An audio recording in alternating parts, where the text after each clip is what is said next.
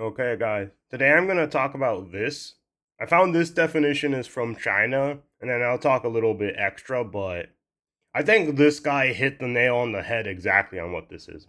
Baizuo, short for Bai, Byron Zaipai, literally meaning white left, is a Chinese projective equivalent to woke. It describes a Western person, often naive and hypocritical, who campaigns for peace and equality in a childish manner to feel morally superior. Baizuo abhors solutions and objective truth, which describes as offensive, racist, hateful, etc. Baizuo are accept with themes like ecology, anti-racism, LGBTQIA plus movement, feminism, and helping immigrants and foreigners. They position themselves as saviors, relying on victims to exist. They fantasize black people, Arabs, immigrants, and surround themselves with self-victimizers to be able to play savior and vigilante. Every victim needs a prosecutor, and the Baizuo needs a scapegoat for the blame for the world's ills, especially non-leftist white men, especially financially comfortable ones, and especially non-queer ones. Conversely, the Baizuo are extremely racist towards the racists they use for their political stance. If they don't play their game or play as victims as intended, their progressivism and political correctness promote the return of outdated values to accommodate their multicultural ideology. To sum up, Baizuo are modern colonizers. Historically, settlers were left-wing parties who believe in educating indigenous people and bringing them back into true civilization. Similarly, the Baizuo believe they're intellectually superior and that you're a bigot who doesn't deserve their time. Person in sociology school writing this thesis on queer slaves and sub-Saharan African during the colonial era and their historical impact on the Mal- Malagasy cinema from 1954 to 1957. Social studies are where Baizuo spawn. You forgot art schools, bro. But this guy completely hit the nail on the head, which is, I'm gonna tell you the truth. Baizuo's, like, usually they're extraordinarily authoritarian left-leaning people. Like that's pretty much the majority or pretty much almost entirety of them, which is that they place themselves as morally superior people who have all the correct values, and you're racist, sexist, homophobic, whatever, in exchange for anything you say that doesn't align with their worldview. Their worldview is basically, I am always right, you are always wrong, you are always evil, no matter what. No matter what. They're willing to stop legit talks, legit conversation in order to satiate their worldview. And they're willing to use minorities as meat shields in order to bring those values to light. So a good example of this is, I'm going to show you this real quick. Here it is. But when you see this during 2016, 2020, and 2024, I'm going to go specifically after these categories. But first, what you see is voting share Clinton versus Trump. And when you go here, you see they gained a few extra in men. And when it comes to women, they also gain more in women. And then when you get here, non-Hispanic white, it comes to the same thing. 54 to 55, slightly extra. And then black, non-Hispanic, 6 to 15. And then 28 to 40, 48.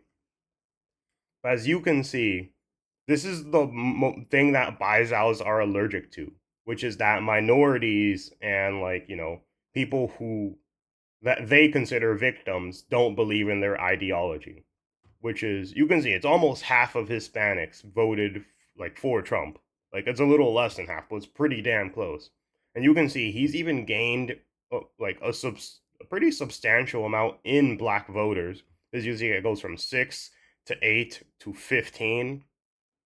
And you can see that means that he has been growing in his like likability in terms of ethnic minorities that these people would consider the people they protect. But basically, when it comes to minorities, they see you as a useful tool. The moment that you're useless to them, or you don't believe or bend down to every ideology they believe, they will berate you, they will degrade you, they will be the most racist, sexist, evil people towards you. Because the whole thing is all minorities think the same in their worldview, and if you think differently than them, you're basically going against every minority. They'll call you an Uncle Tom, they'll say you want to be white, they'll say all these things about you because that's the people they are. Some of the most racist people in reality, masquerading behind the mask of trying to help you, which is not true. So, a good example is I actually know one of these people in real life. And I came here from Dominican Republic. I came here. I support ICE. I support a lot of what Trump is doing, and I'm really disgusted with how infested with communists, Marxists, and all this ideology the Democrats are infested with.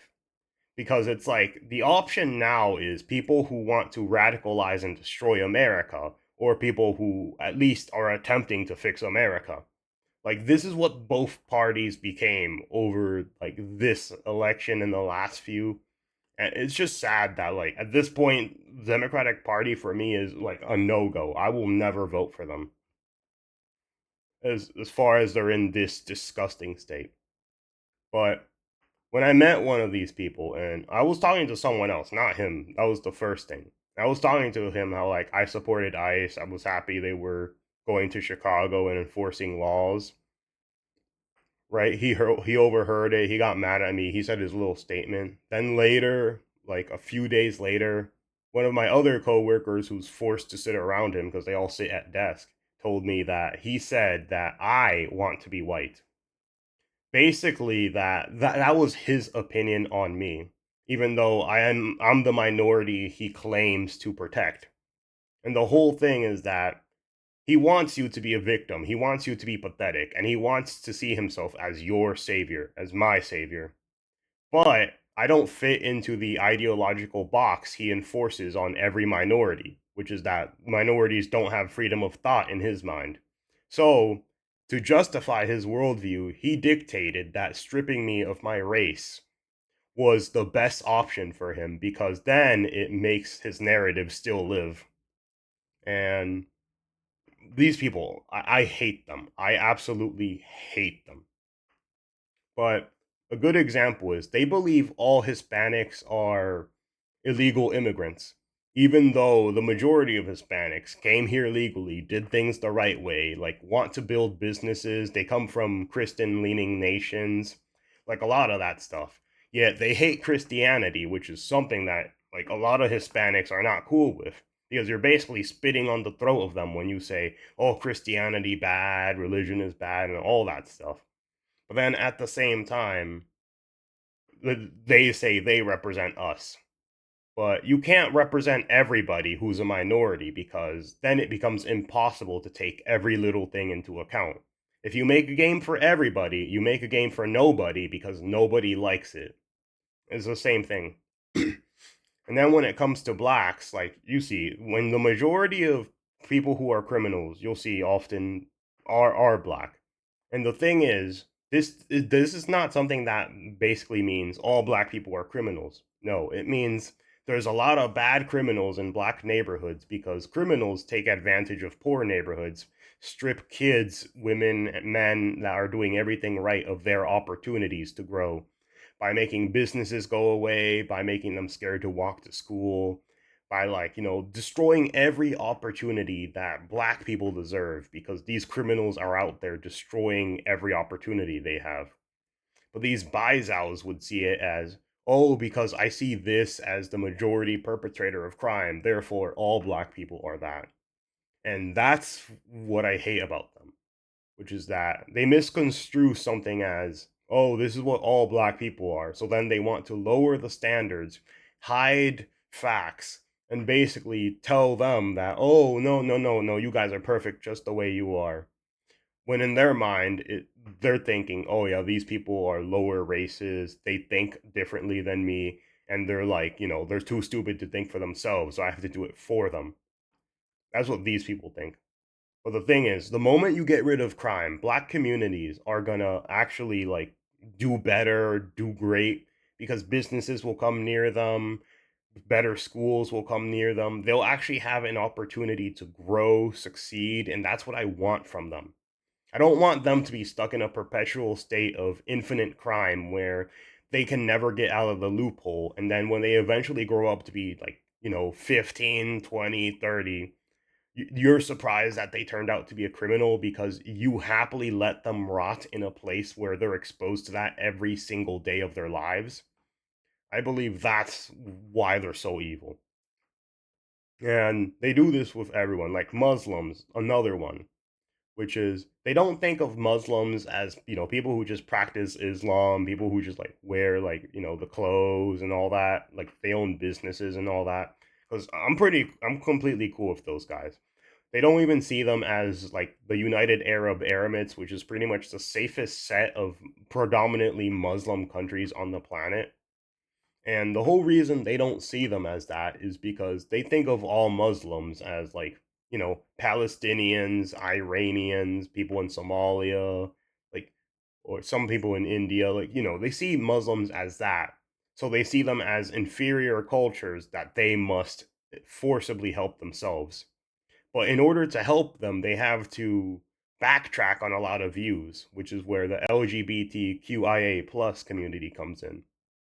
And the whole thing is they love homosexuals, they love queers, they love gays, they love transgenders.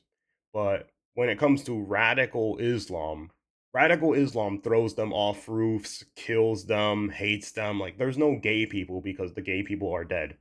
And they also are willing to like, forcibly, do bad things to little girls and women.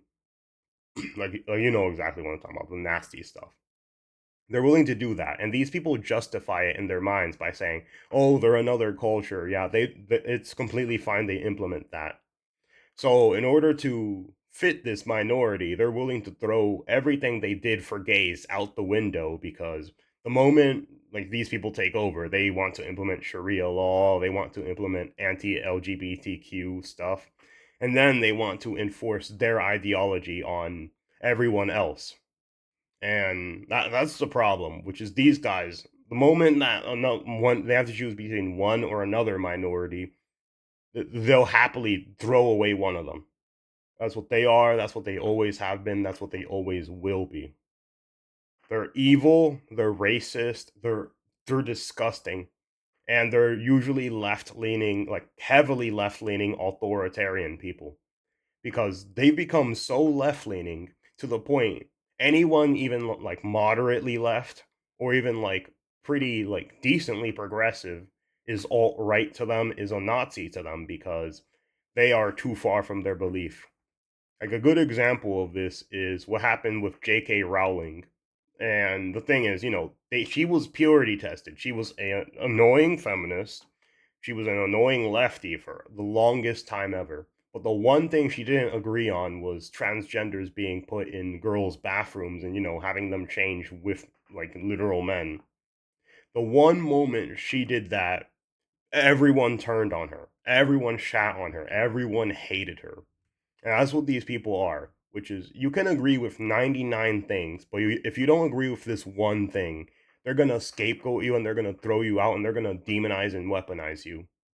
And this happened to so many people on the left because the people on the radical left have been allowed to run around so far without any consequences at all. Because like for example, like we had the alt right, we had the radical right, but what happened to them? They were destroyed. They were destroyed before they had a chance to really grow. Like they were destroyed before they even had a chance. They were destroyed, they were doxxed. So these people never had a chance to grow, but once they finally got rid of them, they became even more left. So then they started seeing moderately Republican people like Charlie Kirk, like he's not like extreme right. He's not a Brandon Herrera. I don't even think he's a Donald Trump, like in terms of like being on the right. But the moment that they did that, they started making more regular Republicans like their version of the most evil people on the planet. So now they demonize regular moderate Republicans, like which like I'm gonna say it like 20 years ago would be considered like pretty milk toast, pretty run of the mill. And a lot of these Republicans also have a lot of the same views as Democrats from the 1980s. Like, they have a mixed views between conservative and liberal now. These people have gone so far off the deep end that they think you're the radical one. Because the point is, they want kids to transition at 5, yet kids aren't allowed to own firearms. They're not allowed to drink. They're not allowed to get tattoos. They're not allowed to fight in the army. So the thing is, why do you want to like chemically castrate them and then as well as like physically castrate them in order to fit your ideology? It's disgusting because the whole thing is once they turn 18, if they want to do that stuff, well, at that point they can because they basically became an adult. But as a kid, this is the most vulnerable time of their lifetime. And you should not affect it because what if they just grow out of it? And you're going to see this a lot with a lot of white people, which is that they were taught to self hate, they were taught to self loathe. So, in order to not be considered one of these like evil white people, what they would become first and foremost extraordinarily left leaning, then they would claim to defend all minorities. That's one way of doing it. The other way of doing it is joining the LGBT community or becoming queers or like becoming trans or like faking diseases. Because these people were taught all their lives white people are bad. You should hate white people, and that's what they live in, which is a toxic bubble grew them, festered these ideals in them, and then eventually it either broke them down or made them snap or made them feel like they have to do all this stuff. And I'd say that's the most disgusting thing you could do to a group of individuals, which is you don't judge them on the content of their character, you judge them on their skin color. And that's absolute bullshit. I hate these people. I hate their ideology because they're more willing to use me as a meat shield when I'm convenient. But the moment I say I agree with ICE, they're willing to strip everything down from me and then say, oh, I'm evil, I'm a race traitor, I'm all these things because I believe in a set of ideals that they want to force on me themselves. But yeah, the whole point is they are disgusting, they're evil, and they are a nasty infestation. Like people like Hassan Piker is a very prominent example of it.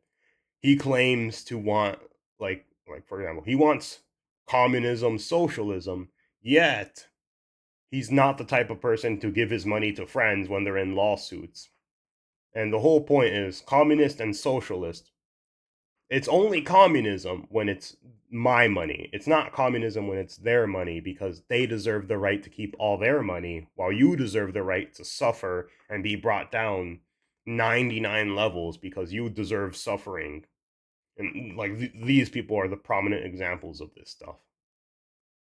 But yeah, that's pretty much my entire rant. And I hate these people. I hate them with absolute burning passion. Let me see if I could quickly find one more thing before I stop. Let me see. It'll be over. Yeah, this is it.